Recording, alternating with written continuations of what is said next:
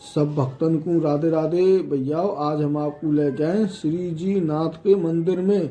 और ये आप जो सामने गली देख रहे हैं ये द्वारकाधीश मंदिर के बिल्कुल साइड में होकर आ रही है। जब आप होली गेट से आएंगे और द्वारकाधीश मंदिर पहुंचेंगे तो द्वारकाधीश के मंदिर को पार करने के बाद आपको एक गली नजर आएगी। उस गली में आपको उल्टे हाथ की तरफ ये गली है, उस गली में ऊपर चल के ही मनकामेश्वर मंदिर आएगा और वहीं से सामने से बरहादेव जी के लिए गली जा रही है। उस गली में आपको नहीं जाना है, उससे आपको सीधे ही चले जाना है। तब ये मंदिर आपको पड़ेगा श्री जी नाथ का मंदिर। और इस मंदिर की वीडियो YouTube पर हम पहली बार आज आपको डाल रहे हैं। इस मंदिर के अंदर 2400 अवतारों का संपूर्ण वर्णन है। उस वर्णन के बारे में आज हम आपको देंगे। आपसे अनुरोध है कि आप इस वीडियो को अंत तक जरूर देखिएगा, क्योंकि ये YouTube पर पहली बार डाला जा रहा है। तो अब हम आपको मंदिर का अंदर का दृश्य दिखाते हैं। ये एक कमलनुमा मंदिर है। कमलनुमा मंदिर, इसमें यहाँ पर जो बीच में ये आंगन देख रहे हैं आप, इसमें पहले एक फुहारा था, बहुत ही अद्भुत फुहारा था जो बिल्कुल गुलाब की कमल की आकृति जो होती है उस तरीके से था। और ये अभी जो मंदिर है ये भी कमल की आकृति में ही है, बिल्कुल कमल जैसा ही लगता है। ये नीचे से आप देखेंगे तो ऐसा लगता है जैसे कमल पर विराजमान हो ठाकुर जी। तो अब हम आपको दिखाते हैं, ये देखिए ये सनत सनातन। और हम आपको इसके बारे में पूरी कथा सुनाते हैं, तब तक आप यहाँ के दर्शन कीजिए। कहा जाता है कि जब जब पृथ्वी पर कोई संकट आता है तो भगवान अवतार लेकर उस संकट को दूर करते हैं। भगवान शिव और भगवान विष्णु ने अनेकों बार पृथ्वी पर अवतार लिया है। भगवान शिव के 19 अवतारों में हम आपको बता चुके हैं। आज हम आपको विष्णु भगवान के 24 अवतारों के बारे में आज बताएंगे। इनमें से 23 अवतार अब तक पृथ्वी पर अवतरित हो चुके हैं और 24वां अवतार कल्कि अवतार के रूप में होना बाकी है।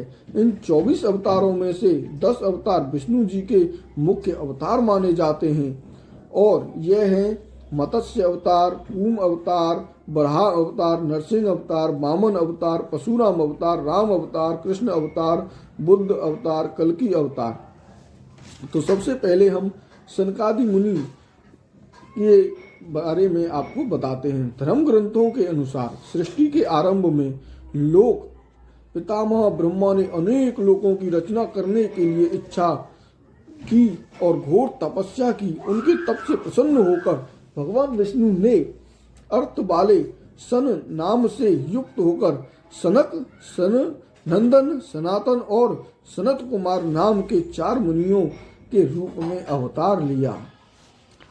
और दूसरा अवतार बराह अवतार। धर्म ग्रंथों के अनुसार भगवान विष्णु ने दूसरा अवतार बराह रूप में लिया। पहले हमने आपको कई वीडियो में यहाँ की कथा बराह अवतार जी की सुनाई है, जिसमें हमने आपको बरहादेव जी के भी दर्शन किए हैं। यहीं पर बिल्कुल इनके पास में ही एक श्वेत बरहा नाम से और एक आदि बरहा नाम से 2 मंदिर और हैं। अद्भुत, आप वहाँ के दर्शन कर सकते हैं। हमारे पिछले वीडियो में जाकर आप जरूर देखिएगा। तीसरा था नारद अवतार। धर्म ग्रंथों के अनुसार शास्त्रों में नारद मुनि ब्रह्मा के 7 मानस पुत्रों में से एक हैं। उन्होंने कठिन तपस्या से देव ऋषि पद प्राप्त किया था। चौथा अवतार था नर और नारायण। सृष्टि के आरंभ में भगवान विष्णु ने धर्म की स्थापना के लिए 2 रूपों में अवतार लिया। उसमें अपने मस्तक पर जटा धारण किए हुए थे, उनके हाथों में हंस और चरणों में चक्र, वक्षस्थल में श्री वत्स के चिन्ह थे। धर्म ग्रंथों के अनुसार अगर माने तो भगवान विष्णु ने नर नारायण के रूप में यह अवतार लिया। आपने ये अवतार जब कृष्ण जी ने अर्जुन को कथा सुनाई थी गीता भगवत, तब बताया था कि तुम मेरे सखा थे। पहले जन्म में नर और नारायण के रूप में हम दोनों ने जन्म लिया था। 5वां अवतार है इनका कपिल मुनि। भगवान विष्णु ने 5वां अवतार कपिल मुनि के रूप में लिया। इनके पिता का नाम महर्षि कर्दम और माता का नाम देवहूति था। और आपको एक हम बताते हैं 6वां अवतार दत्तात्रेय अवतार। धर्म ग्रंथों में दत्तात्रेय भगवान विष्णु के अवतार हैं। ब्रह्मा के अंश से चंद्रमा, शंकर के अंश से दुर्वासा और विष्णु के अंश से दत्तात्रेय का जन्म हुआ। सातवां अवतार है यज्ञ। भगवान विष्णु के सातवें अवतार का नाम यज्ञ है। ये देखिए आप कितने अत्यंत आप यहाँ पर दर्शन कर रहे हैं श्रीनाथ भगवान जी के। तो भगवान विष्णु का नाम यज्ञ धर्म ग्रंथों के अनुसार भगवान यज्ञ का स्वयं भू मनवंतर में हुआ। आत्मा भगवान ऋषभ देव, भगवान विष्णु ने ऋषभ देव के रूप में आठवां अवतार लिया। नौवां है आदिराज पृथु। भगवान विष्णु में एक अवतार का नाम आदिराज पृथु भी है। मत्स्य अवतार। पुराणों के अनुसार भगवान विष्णु ने सृष्टि में एक बहुत बड़ी प्रलय होने वाली थी, तब एक मत्स्य अवतार लिया था और उस मत्स्य अवतार में मत्स्य रूपधारी भगवान विष्णु ने राजा सत्यव्रत को तत्व ज्ञान का उपदेश दिया और मत्स्य पुराण के नाम से ये प्रसिद्ध हुए और मत्स्य बनकर सातों ऋषियों को और राजा सत्यव्रत को प्रलय से बचाया था। और 11वां है कूर्म अवतार। धर्म ग्रंथों के अगर अनुसार हम चलते हैं तो भगवान विष्णु ने कूर्म यानी कि उसको कछुआ भी कहते हैं, उसका अवतार लेकर समुद्र मंथन किया था। क्योंकि जब समुद्र मंथन किया था तो उनको जैसे पत्थर रखा था और रस्सी लगाई और उसको खींचने के लिए, तब भगवान विष्णु ने उस पत्थर को रोकने के लिए कछुए का अवतार, कच्छप अवतार भी इसको कहते हैं, तो भगवान ने कूर्म अवतार अपनी पीठ पर मध्यांचल पर्वत को रखा और वो समुद्र मंथन तब संपन्न हुआ। 12वां अवतार है धन्वंतरी। धर्म ग्रंथों के अनुसार जब देवताओं ने दैत्यों से मिलकर समुद्र मंथन किया तो उसमें सबसे पहले भयंकर विष निकला जिसे भगवान शिव ने पी लिया। इसके बाद समुद्र मंथन में उच्चर्स्वा, घोड़ा, देवी लक्ष्मी, ऐरावत, हाथी, कल्प वृक्ष, अप्सराएं और बहुत से रतन निकले। सबसे अंत में भगवान धन्वंतरी अमृत कलश लेकर प्रकट हुए। यही धन्वंतरी भगवान विष्णु के अवतार माने गए हैं। इन्हें औषधियों का स्वामी भी माना गया है। और 13वां है मोहिनी अवतार। जब भगवान विष्णु ने मोहिनी अवतार लेकर देवताओं का भला किया और सभी देवताओं को अमृत पिला दिया, बाकी जितने भी राक्षस थे वो देखते रह गए, जिसमें से अंत में राहु और केतु ने भी धोखे से अमृत पी लिया। तब मोहिनी अवतार जो लिया था विष्णु भगवान ने उनका चक्र से, सुदर्शन से उनका गला काट दिया। भगवान विष्णु ने नरसिंह अवतार लेकर दैत्यों के राजा, ये 14वां है भगवान नरसिंह, राजा हिरण्यकश्यपु का वध किया। जब हिरण्यकश्यपु स्वयं प्रहलाद को मारने ही वाला था, तब भगवान विष्णु ने नरसिंह का अवतार लेकर खड़े से खम्भ में प्रकट होकर उन्होंने अपने नाखूनों से हिरण्यकश्यपु का वध कर दिया। 15वां है वामन अवतार। कुछ समय पश्चात भगवान विष्णु ने वामन अवतार लिया। 16वां है हैग्रीव अवतार। भगवान हैग्रीव अवतार में भगवान विष्णु की गर्दन और मुख घोड़े के समान थी। तब भगवान हैग्रीव रसातल में पहुंचे और मधुकैटव का वध कर वेद और हमारे जो पुराण थे उनको भगवान ब्रह्मा को वापिस दिए। ये हैग्रीव अवतार की महिमा है। और 17वां है श्री हरि अवतार। गजेंद्र की स्तुति सुनकर भगवान श्री हरि प्रकट हुए और उन्होंने अपने चक्र से मगरमच्छ का वध कर दिया। भगवान श्री हरि ने गजेंद्र का उद्धार कर उसे अपना पार्षद बना लिया। ये गजेंद्र हाथी था और मगरमच्छ ने इनका हाथी का पांव पकड़ लिया था और हजारों साल घोर युद्ध चला। तब हाथी ने भगवान श्री हरि का स्मरण किया। और 18वां है परशुराम अवतार। परशुराम अवतार में विष्णु भगवान के प्रमुख अवतारों में से एक था। 19वां था महर्षि वेद व्यास जी। भगवान विष्णु का अंश ही माना गया है। भगवान व्यास देव नारायण के कला अवतार थे। इन्होंने ही महाभारत ग्रंथ की रचना की और 18 ग्रंथ इन्होंने ही वेद व्यास जी ने लिखे।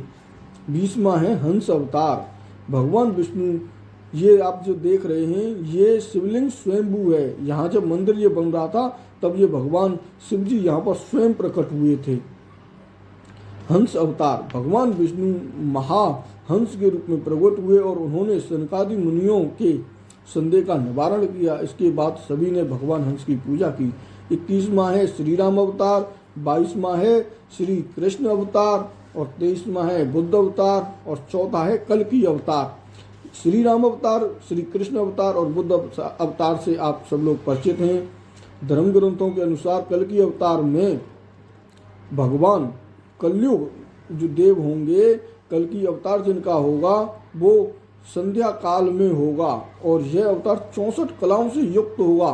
पुराणों के अनुसार उत्तर प्रदेश के मुरादाबाद जिले के संबल नामक स्थान पर विष्णु यशा नामक तपस्वी ब्राह्मण के घर भगवान कल्कि पुत्र रूप में जन्म लेंगे। और हमने ये भी सुना है, ये मंदिर श्रीनाथ जी, महाप्रभु जी, श्री वल्लभाचार्य जी द्वारा स्थापित है। मगर ये जो भूमि है इसका 3000 से पहला भी इतिहास है। तो मैं पहले आप जमीन को या भूमि को इतिहास बता दूं। आज के 2700 साल पहले बौद्ध अपने धर्म को प्रचार करते हुए जा वक्त मथुरा आए, वह वक्त बस्ती जो ही गोविंद नगर केशव देव मांगे और राजा बौद्ध आए हुए तो राजा ने बौद्ध को अपने मथुरा की जो बाउंड्री, पहले आदमी किलिन में रहते बाउंड्री में, तो वायु विंडे प्रवेश नहीं दी और राजा ने तो बौद्ध जो है, चाहे हम तो बौद्ध अवतार कहें, वो गिरधरपुर देवी जो ऊपर गोवर्धन के रास्ता में पड़े वह देवी पे जाके उतरो। गिरधरपुर गांव में गिरधरपुर की बड़ी अच्छी देवी है। तो बुद्ध भगवान वहां उतरे और 3 दिन रह गए। जब राजा ने कही है तब बुद्ध ने राजा को खबर भिजवाई है, ले भाई तेरे अब को नाइने विद्वान मुझे शास्त्रार्थ कर वे मारो, तो तू ऐसा कर सबरे ब्रजवासी ने बौद्ध धर्म में दीक्षित कर दे। तो ने कही है, घबराए वो राजा। मंत्री ने कही क्यों घबराए रहे, तुम माधव चौबे के पास क्यों नहीं जाएंगे? माधव चौबे, अरे भाई यार भाई, आज जो मथुरा में चारों बाजार है, भत्तो दरबज्जो, होली दरबज्जो, स्वामी घाट, चौक बाजार, ये चारों बाजार जमुना जी, और ये चारों बाजार पे एक पहाड़ी, जो पहाड़ी आज के दिन में घाटी भाल राय कही जाए, मोहली पौर कही जाए, पीर पंच कही जाए, मानिक चौक कही जाए, ये टीलो और यहाँ के चारों तरफ श्री यमुना जी विराजते और बीच में महादेव चौबे का आश्रम। ऐसा आश्रम कि मिली लता पता और मिले कदमन के पेड़, जो आदमी वहां स्वयं ही वो है जाए। जब राजा ने इनको साष्टांग करके कही महादेव चौबे या ब्रजवासिन की इज्जत बचाओ, तो महादेव चौबे ने कही मेरी इज्जत है। वही ने जा वक्त इनको सामने बुद्ध से भयो है, तो बुद्ध इनके स्वरूप है देख के ही दंग रह गए और बुद्ध ने इनको साष्टांग कर दी और साष्टांग करो विनती की, मैं तो बुद्ध हूं, आप तो बुद्धौआ हो, बुद्धौआ तो बहुत बड़ी। तो ये महादेव चौबे को आश्रम 27 साल के बाद समय चलते रहो, अपनी गति से घूमते रहो, जगह छोटी पड़ती गई, चलती रही। 15वीं सदी जब आई है तब वह वक्त में जो मथुरा तीर्थ स्थान तो पुराना हुई, मगर यहाँ जो पुरोहिताई को काम हो वो केवल एक ही उजागर चौबे दिन थे, बाकी सब खेती बाड़ी करते, पंडित दूसरे काम करते। और उजागर चौबे के जो घुमाए फिराए भी तो अपनी पाए पे जाते और घुमाए फिराए को काम जो है भांजे करते।